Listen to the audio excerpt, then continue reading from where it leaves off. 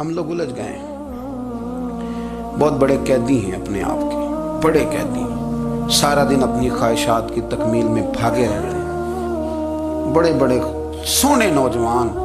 میں ان پہ تنقید نہیں کرتا، مجھے ان پہ ترس آتا ہے۔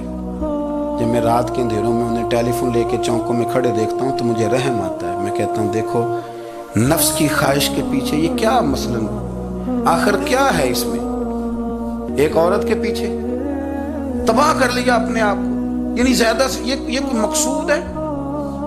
یہ کوئی مقصد حیات ہے جس کو مقصد بنا لیا ہے؟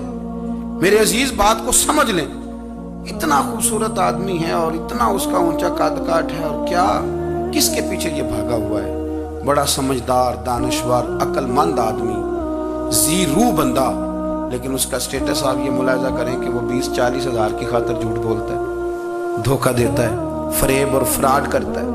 ہم اپنی نفسانی خواہشات کے پیچھے اس طرح بھاگتے ہیں کہ ہم اصل سے رہ جاتے ہیں۔ میری باتوں کی سمجھ آ رہی ہے آپ حضرات؟